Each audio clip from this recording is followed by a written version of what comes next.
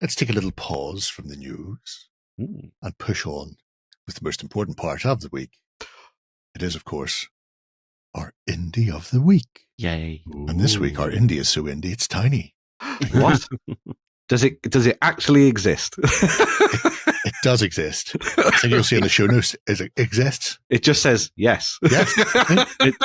So our indie of the week is yes, I like indies. What could be yes, I like the band Yes. That's true. Yeah. Everybody likes prog rock and multiple keyboards. But no, this indie is so tiny it's Mammoth. Okay. Mammoth Miniatures. Oh my lordy. Okay, we got some old school stuff going on. Ooh. So Tanks, super tiny tanks. we'll start with the games. Okay. They have a few different games. These super tiny ones are particularly fun. Currently, so much fun that people have bought them all out. But if you are looking for a quick beer and pretzel style game, a game that you could even play in the pub, then Super Tiny Tanks, Super Tiny Skirmish, and Super Tiny Sorcery have you covered. Cool. They, as they say, they are A7 games. So they're about, slightly bigger than a regular card. Yeah. I mean, it's almost beer mat sized. Everything in there is, you've got some odd beer mats, mate. It's too thin. I said almost. Everything is in there to play bar some form of measuring implement. Yeah. You do get two little tiny dice along with your little tiny tanks or your little tiny skirmishing barbarian types or your little tiny sorcerer types. Hopefully they'll be back in stock soon. They're just great little stocking filler type games come Christmas or just something to play around with. I particularly like the descriptions, so I'm going to scroll down. Yeah. It's an expansion for Super Tiny Skirmish that adds fiendish magic and mysticism to your games of pub table combat. Love it immediately. 8-page micro booklet, all the stuff, new ways to beat the crap out of each other. This is a pocket-sized game with 2 paper miniatures and 2 micro dice. So, they've not got a huge amount of complicated rules. It is something you can play post a game when you're in pub, or play on the table while you're waiting on your friend arriving who's running late. Designed to fit into a pocket, wallet, pencil case, or well-sized bodily orifice. This little stocking stuffer comes with 2 dice, 2 cut-out miniatures. Mammoth Miniatures accepts no responsibility for dice or rulebooks stuck in bodily orifices. Oh, you beautiful, beautiful people! That was amazing. Wonderful. I love it. It's a delightful thing. Here, Ben, this one will also fit in a pint glass. Ben, I have an idea for you. See, next time you take the missus out for a romantic dinner, just while you're waiting for your food, whip this out. Don't produce the it from fancy your prison restaurant. pocket. Yeah, that would be a bad thing. The other game that they're known for, and one that you had a look at, 5 or 6 years ago, or something. The first edition was Planet 28. Love this game. Yeah. So this is the second edition. So I have that. It's been out for a little while now. Yeah. Refined, updated, made more colourful. You've got your copy behind you somewhere, have you? Mm-hmm. So for people who are aware of Inquisitor, which then spawned Inquisimunda, or you've got the actual shiny second. Look at you go, Mr. Man. Maybe this is an indie you should be talking about if I'd let you know in advance. Trust him to keep up to date with it. Yeah. No, it's great. It's awesome. Yeah. So Inquisitor 28 obviously is very popular with a certain group of people for the narrative storytelling.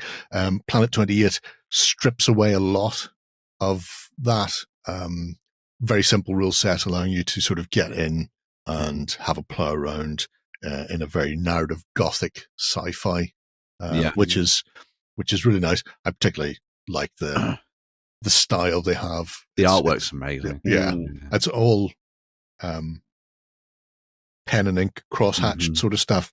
So much so that there is one original piece of art available on this website, by the way, if people do like that. If somebody's looking for a present later on in the year, look at that. I mean, look at the chiaroscuro shading on that, boy. The thing, cross-hatching. They added in, so like the core of the game, you can kind of do like solo cooperative, you can do like versus stuff as well, which is really nice with it. but they've also added in for the second edition the vehicle module, I believe, Yes. that was separate from the game to begin with. I mean, the vehicles don't like add a massive amount of things, but they kind of they sort of twist up your scenarios a little bit more, so you can take them in different directions and things. But no, it's a really fun little system. Yeah. Really, really well done. So the Interesting. the campaign and game master rules and the like are yes, part and parcel of that. So if you are playing with a group, you can sort of weave all of that in together, which is really nice. And there is a expansion or a thing that tacks onto it still. So you've got the Death in the Throne Room setting, violence and intrigue in galactic high society. there you go. So Of course. Yep. So it's a cool little. It can almost be game master driven, which I think is a really nice little touch of that one, which is really good. And it comes with like the artwork in it. It's gorgeous. But it's a setting effect because you can use this for anything. So you could use it for 40k, but if you want to put it in their universe, you've obviously got all their kind of like dramatis personae and all that kind of thing thrown into the mix. Yeah. A bit more background and all that kind of stuff as well. So I mean, there are so many like space opera worlds out there that you can play about and just, grab your favorite Audible one, listen to it, then use that as a backdrop to write something up for this. They even did some really nice like paper standees and things. That was part of the Kickstarter project, I think. But nice. Yeah. One of those things that if you run into them in like an event or something, they might have some of those that stuff lying around. But it's nice if that was a wee download. Salute then, because I believe they're going to be there. We go. Excellent. Yeah. But if you wanted the original artwork for that front cover, you're shit out of luck because they've sold that. Oh. However, because they're the court punk, but the Knight and the Imp. Ooh, that's interesting. That's the original artboard that he did. So it's not print; it is the one-off artwork, and I love his art style. If anybody's aware of Mr. Fitzpatrick, who does a lot of Celtic Irish stuff, which is all line drawing, but then others with vivid, bright colors behind it. He's got that style of art. It's all intricate line detail work, and it's absolutely gorgeous. The touch of Ian Miller to it as well, which is always nice. Anyway, I'm almost getting like tarot card vibes off it. If anybody wants that, it's only £50 actually. It's A4 and Jerry buys it. So. Yeah. I think I might actually. That might be sold out by the time people hit this. But in my defense, you've all had the opportunity that's been up for a while now. So it's your own fault.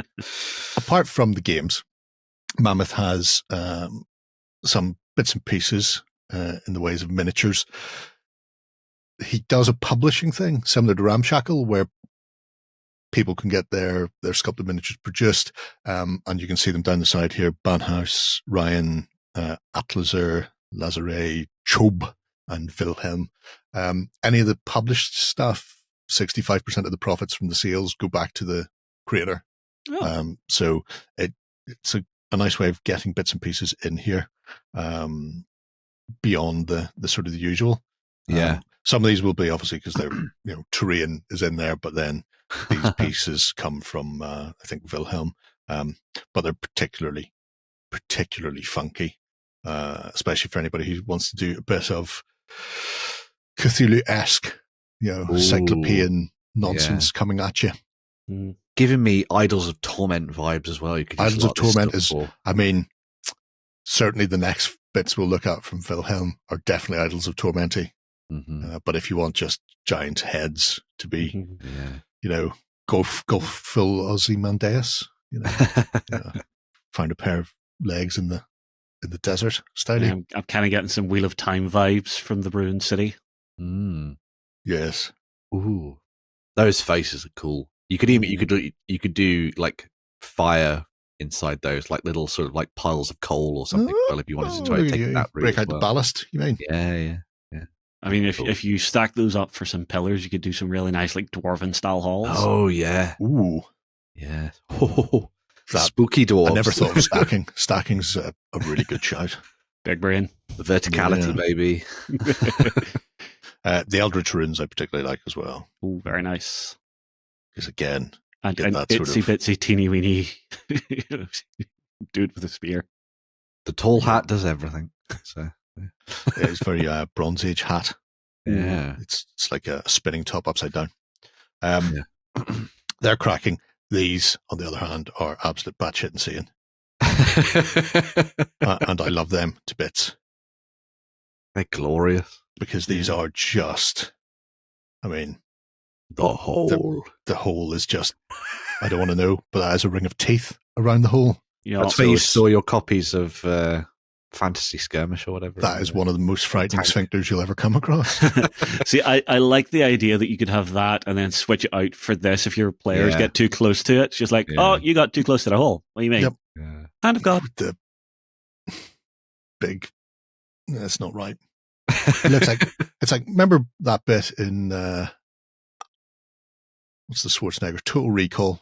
When Benny, the taxi driver, is showing that he's actually a mutant as well, and he unfolds just one of you. Yeah. And then it turns out he was a complete scumbag. Yes. But it also turns out Quato was terrible as a psychic because he didn't realize that Benny was actually selling them all out. So yeah. You're a terrible, grasping fingers. Terrible psychic. I wonder if they're modelled on someone's actual fingers. Like they took casts of people's fingers and then modified them. I mean, Ben, that is a horrible workplace accident. Let's not go there.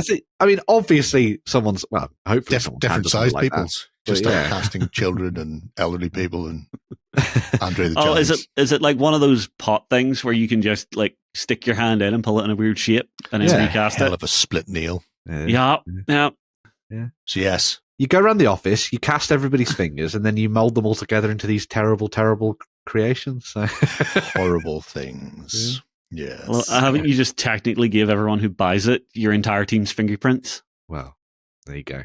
You can get to all the buildings now. Secret ingredient is crime. The rust goblins are a delight. Cool. They've a very... Remember... Wasn't GW. Somebody did a set of Chaos Dwarves that had that.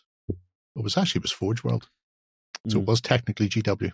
Yeah. Their Chaos Dwarves had a blank helmet featureless face that was sort of piped to the front. I like these little rust goblins for that sort of similar aesthetic. Mm-hmm. Yeah. Especially when you look at, things like the War Chief. And I'm wondering, how many eyes do they have and where are they? Or have they just been underground so long that they just developed... We don't need eyes to see. Yeah.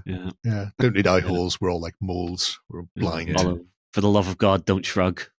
It's fine. I'm pretty sure those are probably non-movable pauldrons. They just sort of hang there and the arms wiggle underneath. Mm-hmm. Maybe they've become entirely metal themselves. The rustiest. It's like Justin's orcs. Yeah. Rusty skinned. I must apologise, Justin. You were correct. It is an art style. Orcs can be rusty. They're really nice. I love those. Very old school feel, which is always good to see. They just have I know they say they're goblins, but really, how do we know what's under there? Mm-hmm. Could be 3 weasels. Everywhere. Wouldn't trust them. Lovely stuff. Beyond that, they have some other bits and bobs. Skeletons look really nice as well. Skelly bobs. What's the Dachshund? It's a dog. Not that one's not a dog. Might be a dog. You don't know. The worm. Primeval dragon. Yes. This has very old school, like 80s movie vibes coming off of it. I love Especially with the patterning on the back. Yeah. Yeah. You can imagine that's 3 guys in a rubber suit. You don't think this would be a Harryhausen special? Maybe, stop motion? Maybe. Yeah. He's a chunky hunk of resin. He really is. Yeah. Possibly lighter than the old great spine worm, which was lead. So kill a man. No, if you're killing someone with a miniature, the old Battle Otherworld giant. Yes. It's one way of doing it. Basically a club. Yeah. Armed with a club. I love those. Yeah. They're gorgeous. Really nice. If you want to replace your standees for tiny sorcery or skirmish, you can. They've got a almost Seabor vibe to them as well. Yeah. In the style of armor and things. So if you wanted to kind of like mix and match, that would be a really nice touch. Especially with the helmet design, I think. Yeah, although I think for painting these, I would want to go with like a really ethereal paint job, so make them look like the Ghost Army out of Lord of the Rings. Yeah, that would work really nicely, actually. That would be really cool. Yeah. Maybe go in afterwards and do like a little bit of a touch up on their armor to give them a kind of like again, like a rusty metallic thing, sort of like faded over the top. That could be cool. Yeah, so as if the spirit's inhabiting the armor. That could be very cool. Gorgeous stuff. Always nice to see it. Again, like as you mentioned earlier, this is like perfect for the kind of Inc. 28 28 mag community. I'm sure they've already devoured most of this already, I would imagine. But and here we see a puritanical douchebag. Do like the Witchfinder. I like the fact he's got his handkerchief in his hand, which I assume has been covered in lavender or some other sweet-smelling thing that he can hold over his nose whenever he's walking through shit where the peasants live. Yeah, or checking in on prisoners, deciding which one to burn. Very nice. That's true. You know, the sickly, sweet smell of burnt flesh. You need something to cover your mouth and nose. I always like seeing stuff like this because it gives you an idea for like really stark painting choices. Oh, yes. So you could maybe look at that, and I mean, obviously you could paint him in kind of like the dark, well, blacks and whites as you would have found like a Witchfinder general from back in the day. But I love the idea of doing him in like really poppy, vivid red with very pale skin or something, and give him almost like I guess like a Frank Miller-esque look to him. I think could be really cool. I think you could do some really nice stuff with that. Give him that almost kind of like inquisitorial feel as well if he was in the red. Oh, that's a horrific bog monster. Everybody loves the deep ones. See, here's the thing. Each and every one of these sculpts, you instantly feel the narrative just coming off it. Yeah, I love that. Yeah. You're starting to think about how they could fit into scenarios and all sorts of things. Well, it's good. Clearly these are your dumb goon brutes. Yes. Set to guard that your heroes get to sneak past by tricking them with a very simple riddle. Those shields are crying out for some cool old school designs, you know, like big laughing suns or something. Big evil sun, is. Yeah. It's definitely a way to go. They are chunky boys. Lovely. Mewtwo's gunslinger as well. Check if someone's going to come and try and stab him in the back, which is always helpful. So, I mean, he's very good at sweeping and clearing. Yes. I mean, I would almost do a little conversion to this one, put a melee in the other hand, because one brother likes to shoot, the other likes to fight. Oh, that would be cool. Arguing. The duality of it, yeah. He kind of reminds me, who is Cal Jericho's pal? Oh, Scabs. Yeah, like Scabs, but if he accidentally got slightly more mutated. And Cal Jericho just left him to himself. It's how things go. Yeah. Ooh, the crab monster looks kind of cool. Push on and have a look at the sci-fi vehicles in a moment, because I know you're crying out for it. I asked once. I'm creepy, happy creepy little follower. Yeah. And Fear Fiola. Yes. Again, he's not right, but he's got a gun. Yeah. And he unfortunately had to take on the Fallout 4 foot replacement. Oh, well, I mean, it's not the worst elephant foot you can find in a post-apocalyptic world. True. No, this is fair. Oh, yes, that's horrific. We like Crab Boy. Yeah. Yeah. This is why you wear protection. Who was the... no. Was he just called the pilot? The pilot from Farscape. Yeah. See, it also reminds me of watching through Resident Alien. Oh, yeah, the Alan Tudyk. Yeah, and he has the two tiny little arms that just fold into the body. Giant rat. Everyone needs a capybara. Capybara. Which you have to build him like a little hot tub. He's going to cap your barra. It's a gangster pig. See, that's good to do that. So get a few of those. They're your perfect moving objective in a post-apocalyptic world. What do we eat? Capybara. Yeah. You're hunting dinner, and they're just trying to scarper away from you. Yeah.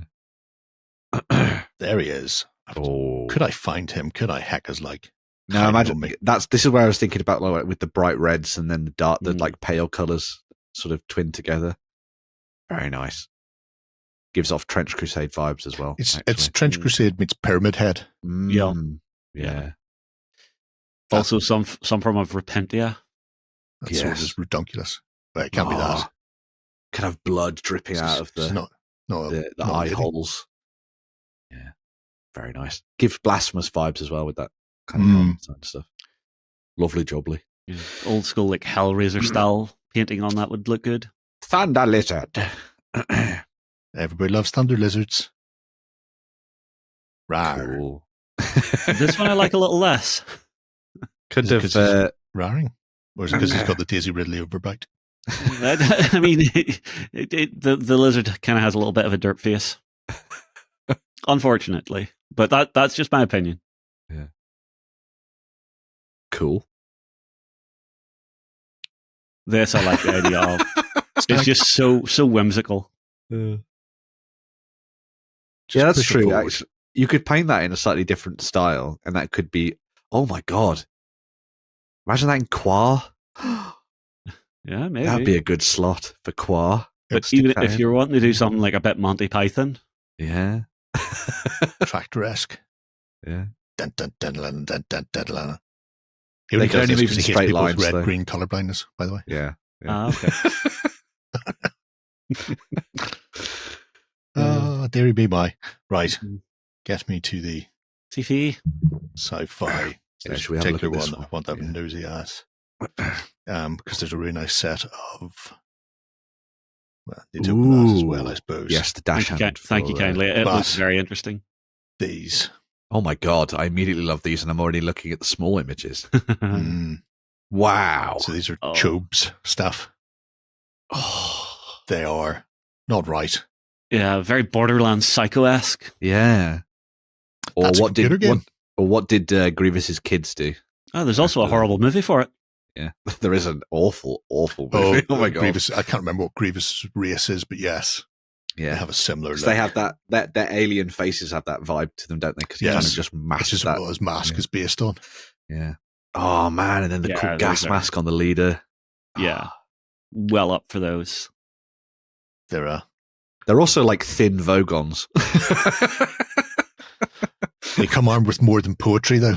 Yeah, that's. I don't know. I think careful. These are some poor assholes who have to go in and clean up a toxic waste spill. Yeah. The only one who gets a gas mask is the leader. Everyone else can just breathe it. You imagine they talking like that, sort of like garbled, can't quite hear it radio speak, like that kind of thing, or like the Tannoy announcements on the tube, that kind of thing. Like what Tambor? Yeah, the Techno Union to dial in there, tuning every time. Yes. Again, as Justin was saying, you immediately start thinking about how these could fit into scenarios and the narrative that you would play with them. Yeah, wow. Which is key. Oh yes, dashund. Oh yes, you have to deal with the dazzle pattern there. Can't tell direction and speed of movement. Dashund, dazzle. Yeah. Sorry, John knows how. John knows how.